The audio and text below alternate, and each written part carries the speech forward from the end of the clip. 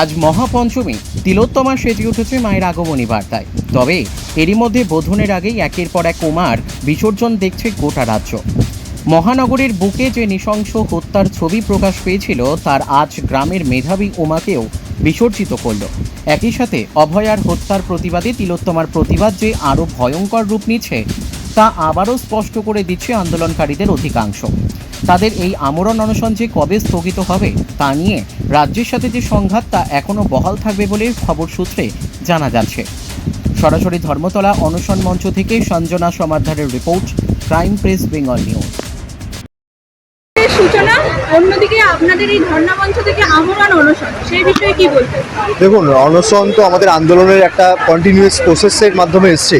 আপনারা যেমনটা জানেন, 9ই আগস্ট রাতে, অর্থাৎ 2 মাস আগে যে ঘটনা ঘটেছে আর জি কর মেডিকেল কলেজ হসপিটালে, যে নক্কারজনক পুনর্ধর্ষণের ঘটনা ঘটেছে, তার বিভিন্ন ফর্মে আমরা আন্দোলন করেছি, বারবার আন্দোলন করেছি বিভিন্ন জায়গাতে। কখনো লালবাজার অভিযান করেছি, কখনো স্বাস্থ্য ভবন অভিযান করেছি, কখনো বিভিন্ন স্বাস্থ্য ভবনের সামনে আমরা ধর্নাতে বসে থেকেছি 10 দিন। জল, ঝড়, বৃষ্টি এবং কখনো বা প্রবল রোদ উপেক্ষা করে আমরা বসে থেকেছি।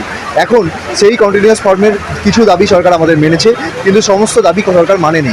আমাদের একদমই 10 দফা দাবি। আমাদের ন্যায় বিচারের দাবি যেমন আছে, কলেজে সেফটি সিকিউরিটি বাড়ানোর যে দাবিগুলো ছিল সেগুলো যেমন আছে, কলেজগুলোতে যাতে সুষ্ঠু গণতান্ত্রিক পরিবেশ ফিরে আসে সেই জিনিসগুলো যেমন আছে, রোগী সুরক্ষা, রোগী পরিষেবা যাতে ভালো হয় এবং সর্বোপরি ডাক্তার নিয়োগ করার মাধ্যমে যাতে রোগী হসপিটালগুলোর পরিকাঠামো ভালো হয়, হসপিটালগুলোতে রোগী পরিষেবা, রোগীদের একটা রেফারেল সিস্টেম, অর্থাৎ রোগীদের যে হয়রানি সেই জিনিসগুলো যাতে বন্ধ হয়। ফলে ডাক্তারদের এবং যে ন্যায় বিচারের দাবির সাথে এই জিনিসগুলো অঙ্গাঙ্গিভাবে জড়িত বলে আমরা মনে করি। কারণ হচ্ছে, একটা হসপিটালে যদি নিরাপত্তা যদি না থাকে, যদি সুরক্ষা না থাকে, সেই সাধারণ মানুষ হোক, ডাক্তারের হোক, রোগীর হোক, বা ডাক্তারের হোক, নার্সের হোক, যারই হোক, সেই যদি না থাকে, তাহলে পরবর্তীকালে আবার আমরা একটা এই ধরনের ঘটনা, পুনর্ধর্ষণের ঘটনা আমরা হয়তো সাক্ষী হব।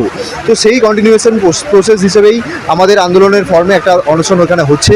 7 জন অনশনকারী বসেছেন, তারা আমরণ অনশন প্রতিজ্ঞা করেছেন। বাকি সমস্ত WBJDF তরফ থেকে বিভিন্ন জায়গাতে প্রতীকী অনশনের ডাক দেওয়া হয়েছে, বিভিন্ন মেডিকেল কলেজগুলোতে প্রতীকী অনশন করছেন। সেই প্রতীকী অনশনগুলো আমাদের যে অনশনকারীরা আছেন তাদের মনোবল যেমন বাড়াবে, তেমন সরকারকে একটা বার্তা দেওয়া যাবে বলে আমরা মনে করি। আমরা মনে করি যে গভর্নমেন্ট যে সম্মিলিত প্রয়াসে, আমাদের যে সম্মিলিত চাপে পড়ে গভর্নমেন্ট বাকি দাবিগুলো মেনেছে, আগামী দিনেও এই অনশন অত্যন্ত প্রেসার সৃষ্টি করছে আমরা দেখতে পাচ্ছি গভর্নমেন্টের ওপর, এবং গভর্নমেন্ট বাকি দাবিগুলো মেনে নেবে এই আশাবাদ আমরা আশাবাদী। যারা অনশন করছে তাদের স্বাস্থ্যের অবনতি হচ্ছে ক্রমাগত, সেই বিষয়ে কি বলবেন? হ্যাঁ, অবশ্যই। তারা আমাদের অলরেডি 61-62 ঘন্টা হয়ে গেছে অনশন করছেন। ফলে স্বাস্থ্যের অবনতি হওয়া, এটা মানে কতজনের হচ্ছে, ব্লাড গ্লুকোজ লেভেল অনেকের কমছে, এই সমস্ত জিনিসপত্রগুলো হচ্ছে। ফলে আমাদের স্বাস্থ্যের দিকে আমাদের নজর আছে। আমরা দেখতে চাই সরকার মানে কতখানি তাদের গাফিলতি তাদের থাকবে, যে এদের স্বাস্থ্য যদি আরও খারাপ হয়, অথবা কেউ যদি, আমরা জানি যে সিবিজি যদি কমে যায়, যদি 50 বা 45 এরকম হয়ে যায়, তাহলে সেখানে সংজ্ঞাহীন হয়ে যাওয়ার বা জীবন সংখ্যার একটা থাকার সম্ভাবনা থাকে। তো সরকারের কবে হুঁশ ফিরবে, আমরা সেই দিকেই তাকিয়ে আছি। আর আমরা দেখলাম গতকাল রাতে আপনাদেরকে ধর্ণা মঞ্চে আসার জন্য যে সমস্ত প্রয়োজনীয় জিনিসপত্র ডেকোরেটর দরকার ছিল, সেক্ষেত্রে আপনাদেরকে বাধা দেওয়া হলো, সেই বিষয়ে কি বলবেন? সরকার একদমই আমাদেরকে সহযোগিতা করছেই না, বরং সমস্ত ক্ষেত্রে যত রকমভাবে পারে এই মুভমেন্টটাকে আটকে দেওয়ার চেষ্টা করছে। এই আন্দোলনের আমরা যেখানে আসি, SSKM থেকে যেদিন ধর্মতলাতে আমরা আসি, সেদিন আমাদের এখানে দুজন জুনিয়র ডাক্তারকে তারা মারধর করেছে, টেনে হিঁচড়ে নিয়ে গেছে। সেই ভিডিও আপনারা সবাই সংবাদ মাধ্যমে আমরা দেখেছি, মানে সেটা দেখানো হয়েছে এবং আমাদের সোশ্যাল মিডিয়া হ্যান্ডেলেও পোস্ট হয়েছে। বাকি আপনারা যদি দেখেন যে এই মানে এখানে যে ধর্ণা মঞ্চ বাঁধার জন্য আমরা যে বাঁশ নিয়ে এসেছিলাম, যে প্যান্ডেলের যে ডেকোরেটর ছিল, তাদেরকে হুমকি দেওয়া হয়েছে, বাঁশকে আটকানো হয়েছে রাস্তায়। ফলে বারবার তারা এইভাবে আটকানোর চেষ্টা করেছে। এমনকি গতকালও যে চৌকিগুলো আসছিল প্রতীকী অনশনে যারা বসতে চান তাদের জন্য, সেই চৌকিকে তারা আটকেছে। বউবাজার থানাতে তারা সে দুটো ভ্যানকে নিয়ে গেছিলো, জুনিয়র ডাক্তার এবং সহ জনসাধারণ গিয়ে তাদেরকে ছাড়িয়ে নিয়ে এসছে। এবং পুলিশ এইরকমভাবে দায়িত্ব জ্ঞানহীন এবং ভাবে আচরণ করছে, এবং আমাদের যে আন্দোলন আছে, গণতান্ত্রিক আন্দোলনকে বারবার দমিয়ে দেওয়ার চেষ্টা করছে। এটাকে আমরা তীব্র ধিক্কার জানাই। আমার নাম সুবিত দাশগুপ্ত। আমি ক্যালকাটা স্কুল অফ ট্রপিক্যাল মেডিসিনে ছিলাম, এবং এখন আমি একটা ইনস্টিটিউটে, ক্যালকাটা হার্ট অ্যান্ড হসপিটালে আমি অ্যাজ এ কনসালটেন্ট হিসেবে একদিন যাই আর কি। আসলে recently I lost my Son He was with that Regional Institute of Medical Science, RIMS, Imphale. অবশ্য মানে only sons, I lost him and he was my best friend. এবং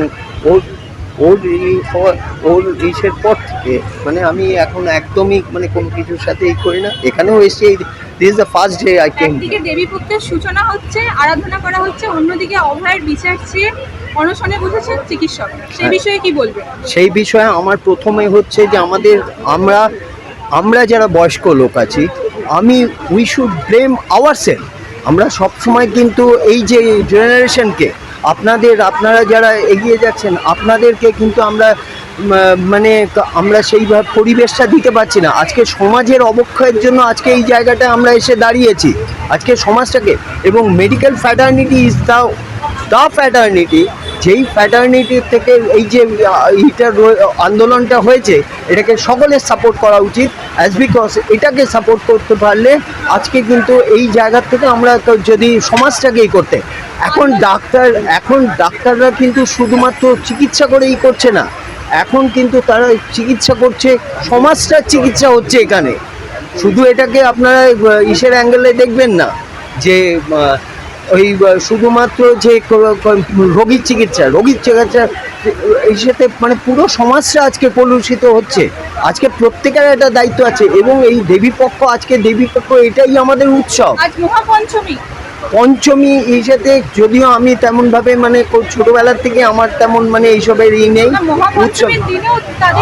তার অনশনও চলছে গ্রামে গঞ্জে। আজকে লোকেরা মানে